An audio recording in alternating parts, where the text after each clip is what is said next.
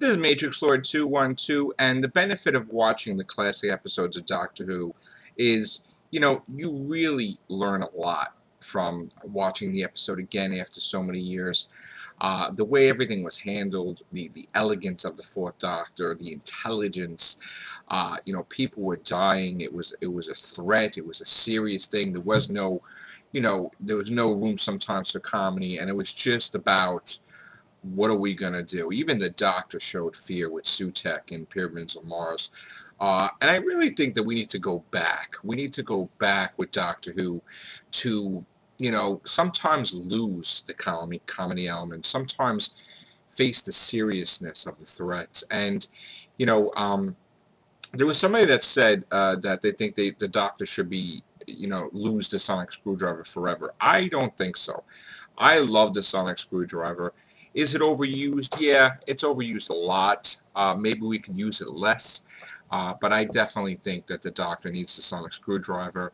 I definitely think that he needs to be a little bit older, wiser, and really, deal with situations a lot differently. Tom Baker was my favorite back in the day until David Tennant came aboard.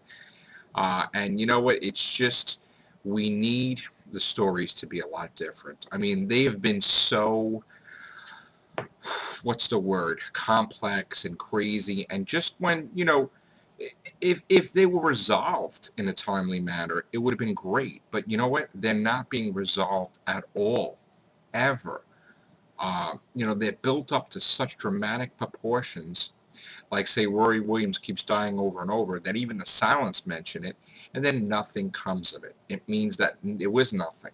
Just like everybody dies and comes back. This is what's happening. Clara's dying and coming back. I mean, I want, and my wish list is that some of these things have significance. Some of these things, like who blew up the TARDIS, who created the Silence, who's Madame Corvarian, it needs to be explained.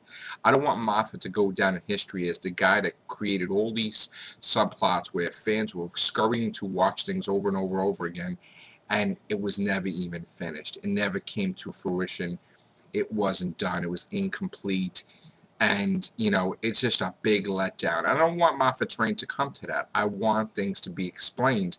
And I don't want them to be explained where he's talking to a reporter and saying, oh, well, the Weeping Angels are so powerful that they created new dimensions where you couldn't even see them and the Statue of Liberty is running around.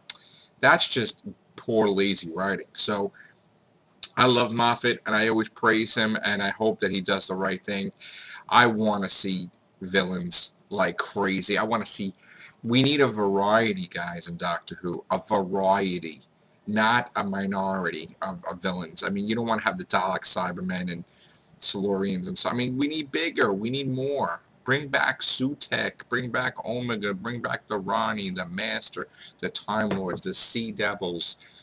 Jeez, bring everything back. Create new villains.